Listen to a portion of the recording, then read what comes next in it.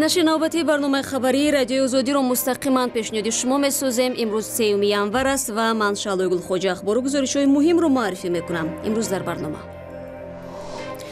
در تاجیکستان قانونمندی بسته‌شوی انجین را تفتیش می‌کنند. با این هدف کمیسیه ویژه حکومتی تأسیس یافته است. مکتب‌های عالی تاجیکستان نظام فاصلوی تعلیم را راه‌اندازی کردند. اکنون مهاجران نیز می‌توانند با استفاده از این نظام معلومات عالی بگیرند. در وقت تحصیل با دولت‌های دیگر خارجه و مقصدی کار کردن می‌خواهم در این تحصیل با میتوانم که با مقصد لاگین پرال درس‌های خودم رو گذارم. کلوب پترولیم را موظف نمودند که برای کارشریکان خارجیش میلیون‌ها دلار جریمه پرداخت نماید. این شرکتی تاجیکستانی با اجرا نکردن عهده‌داری‌اش عیبدار شد. صبح امروز جسد دیوربک امینجانов پسری آوازخوان معروف توجیک دلنازا کریم و در شهر خوجند به خاک سپرده شد. دیوربک 5 ساله طی 3 ماه اخیر از بیماری سرطان رنج میکشید و شب 31 دکبر در یکی از بیمارستان‌های شهر دهلی هندوستان درگذشت. جسد او را 2 ینور به دوشنبه و بعداً به خوجند انتقال دادند. 2 هفته قبل پس از آنکه دلنازا کریم و درباره ضرورت خرج مبلغ‌های هنگفت جهت معالجه پسرش خبر داد، آوازخوانان تاجیک تصمیم گرفتند برای کمک کنسرت خیریوی برگزار کنند. نشر مطالب انتقادی و نگرانی زیادی مشتریان در رابطه با قطع شدن علاقه تلفنی انجین باعث تأسیس کمیسیه ویژه در نزد حکومت تاجیکستان شده است. کمیسیه مذکور که از نماینده‌های نهادهای ذی‌دخل عبارت است، قانونی بودن بستن این نوع مخابرات و احتمال دیگر باره فعال نمودن آن را می‌سنجند. میرزا نبی خالقزاد با تفصیلات بیشتر. حکومت تاجیکستان برای دوباره فعال کردن خدمات علاقه تلفنی NGN یک کمیسیه تأسیس داده است که از نگاه قانونی تمام پهلوهای بسته شدن یا قطع کرده شدن NGN آموخته می شود و دوباره به خدمات ارائه کرده می شود. در ترکیب این کمیسیه نمایندگان خدمات علاقه تاجیکستان، دادستانی کلی تاجیکستان و هم برخی از نمایندگان شرکت های موبیلی که NGN داشتن شامل هستند. نمایندگان این کمیسیه اصرار داشتن که با پوره و همه‌جانبه آموختن نتیجه آن را از طریق رسانه‌های خبری پخش خواهند کرد. و یادآور میشم که برخی از نمایندگان شرکت‌های موبیلی که NGN داشتن نیز در صحبت با رادیوی آزادی تصدیق نمودند که در حقیقت از جانب حکومت تاجیکستان همین گونه پیشنهاد شد که شرکت‌های موبیلی تمام سند و حجت‌های خود را در مورد بسته شدن NGN با این کمیسیه پیشنهاد کند. میرزا نبی خالقزاد، رادیوی آزادی، دوشنبه. رو می‌رویم به موضوعهای دیگر. روز چهارشنبه در یکی از شهرهای ایران هزارها نفر طرفداران حکومت راهپیمایی نمودند. تلویزیون دولتی ایران راهپیمایی‌ها در شهرهای اهواز، گورگاند و کرمانشاه را نمایش داد. روز سه‌شنبه در روز ششم اعتراضهای دست جمعی مخالفان حکومت در شهر و نواحی ایران پلیس مخصوص مستقر شد. قبل از این مقامات آمریکا بارها به حمایت واشنگتن از اعتراضگران تاکید کردند. سفیر امریکا در سازمان ملل ادعای رهبران ایران را که گفتند تظاهرات بی‌سابقه در 9 سال اخیر کار دشمنان ایران است به پایان نامید و گفت این مردم کشور است که بر ضد استبداد برخاستند. دیکتاتورهای ایران همون کاری را میکنند که همیشه کردند، یعنی میگویند که تظاهرات کار دشمنان ایران است. ما همه میدانیم که این یک یاوه است. تظاهرات در تمام شهرهای ایران خودجوش بود. این تصویری واقعی مردم سرکوب شده است که به ضد دیکتاتورها برخاستند. مقامات جمهوری اسلامی رقیبان خارجی ایران را به برانگیختن تظاهرات در سراسر کشور متهم می‌کنند. از جمله دبیر امنیت ملی ایران گفت که تظاهرات کار دست امریکا و بریتانیا و عربستان سعودی است. آیت الله علی خامنه‌ای رهبر روحانی ایران روز سه‌شنبه نخستین بار درباره تظاهرات اظهار نظر کرد.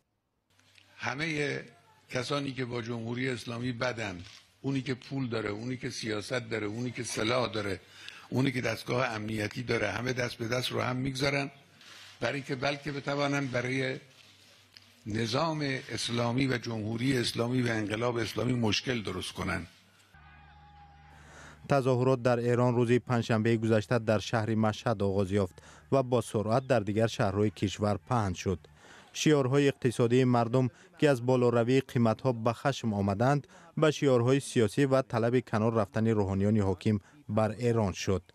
تظاهرگران از جمله طلب کردند که آیت الله علی خامنه‌ای و حسن روحانی رئیس جمهور کشور استعفا بدهند. در جریان اعتراضها به گفته مقامات 22 نفر کشته شدند. مومن احمدی گزارش میداد و طوری در گزارش نیز اشاره شد آیت الله علی خامنه‌ای رهبر ایران تظاهرات را کار دستی دشمنان خواند. طاهر سفر از مرد سوغم مدیر منطقوی رادیوی آزادی پرسید که آیا واقعا جاسوسان خارجی می توانستند چنین تظاهرات گسترده را تشکیل کنند؟ اگر سازمان‌های جاسوسی خارجی یا کشورهای خارجی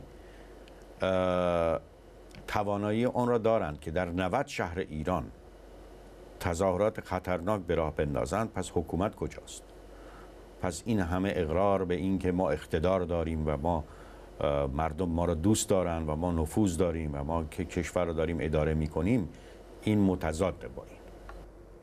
شکل کامل صحبت و جزئیات اعتراضهای اخیر ایران را میتوانید در وبسایت ما www.azodi.org بخوانید و در آزادی ویدیو یوتیوب تماشا کنید. قصر سفید از پاکستان دعوت کرده است که به همین زودی ها اقدام قبول میکند که پاکستان را به مبارزه جدی‌تر بر ضد تروریسم وادار خواهد کرد.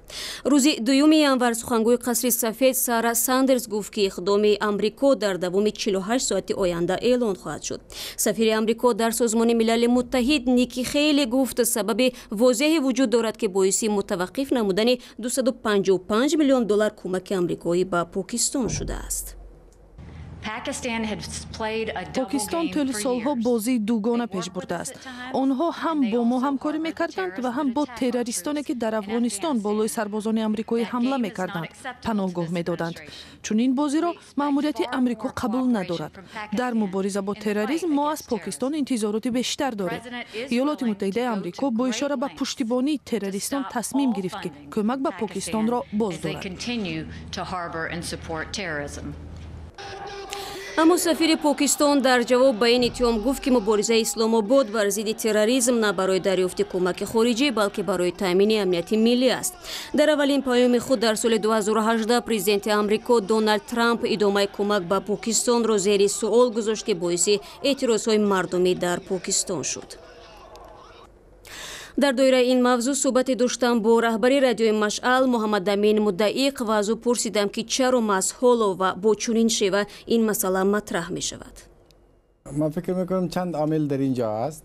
یکی که پرزیدنت ترامپ وقتی از 1 سال پیش قدرت به دست گرفت وعده داده بود که در این مسئله در مسئله جنگ افغانستان باید پیشرفت های داشته باشه و این مرحله به مرحله این پالیسیش این وعدهش خود را به اجرا گذاشت. شما میدونین 1 سال پیش به صدر اعظم پاکستان تلفن کرد و او را یک آدم خوب دانست، اما اندک بعد صدر اعظم از کار برطرف شد و تمامی قدرت و پالیسی اصلی جنگ در پاکستان به دست نظامی افتاد.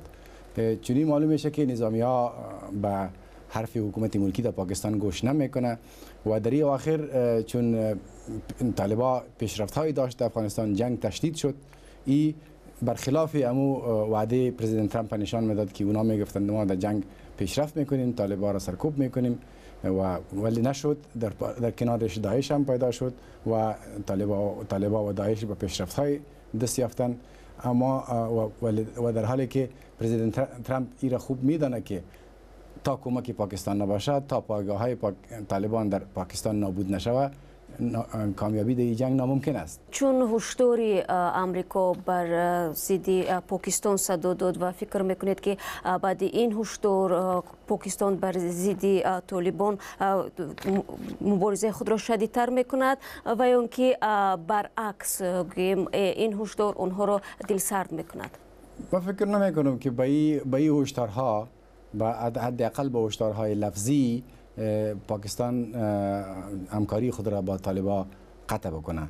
به خاطر از اینکه وقتی ما پاکستان میگیم در اینجا منظور حکومت ملکی نیست، حکومت یعنی صدر اعظم و اداره نیست.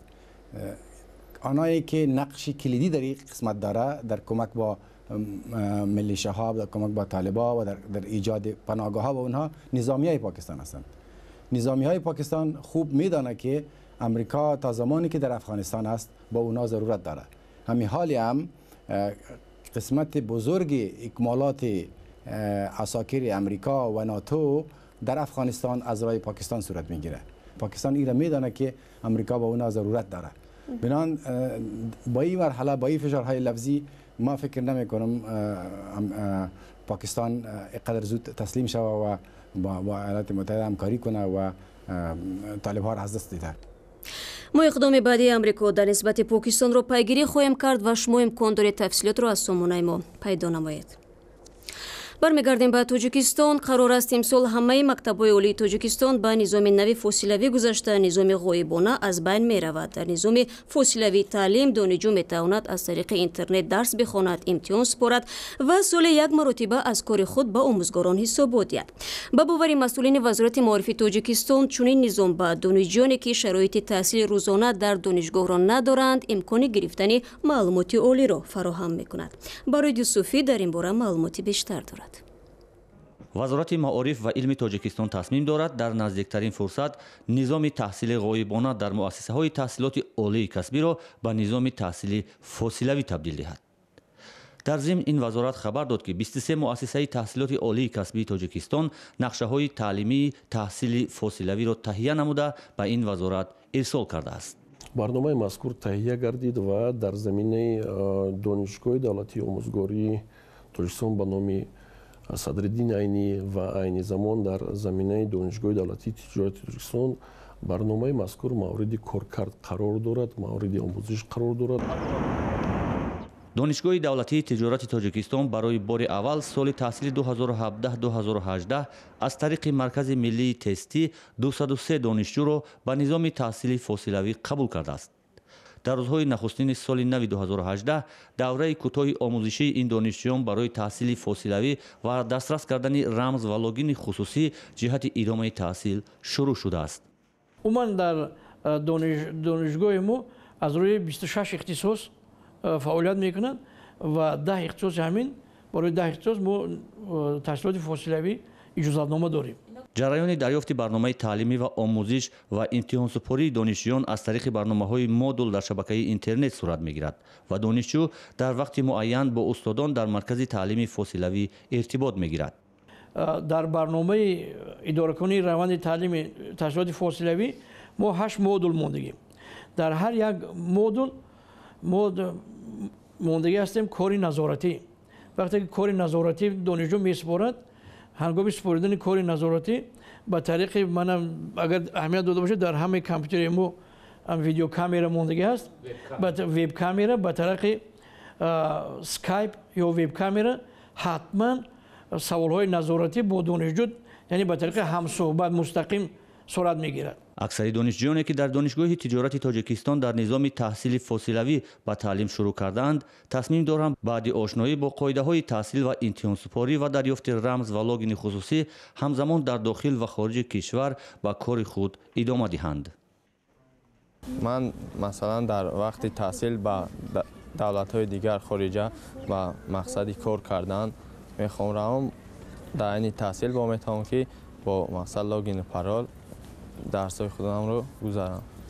وزارت معارف تاجیکستان هدف اصلی تبدیل نظام غایبانه به نظام تحصیل فاصلوی در مؤسسه‌های عالی کسبی کشور را دسترسی بیشتر جوانان به تحصیل علم، کاهش خراجات بسیاری خانواده‌ها در تعلیم فرزندان و مطابق شدن با معیارهای نظام تعلیمی بین المللی عنوان می‌کنند. و دادگاه بین‌المللی حکمی اعتراف کرده است که کلوب پترولیم لیمیتد عهده‌داری‌اش را در نزد کارشریکان خارجی اجرا نکرد. بنابراین دادگاه شرکت را موظف کرده است که 33% سهمیه خود را به شرکت‌های نفت و گاز CNPC چین و توتال فرانسه بدهد. بر ضمن این کلوب پترولیم باید نزدیک 14 میلیون دلار جبران پولی پرداخت کند.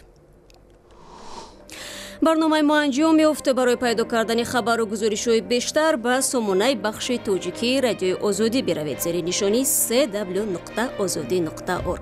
صفحه‌های ویژه ما در شبکه‌های اجتماعی نیز فعال است و کانال ما در یوتیوب آزادی ویدیو نام دارد. از همراهیتان سپاسگزاریم. روز خوب و خدا نگهدار.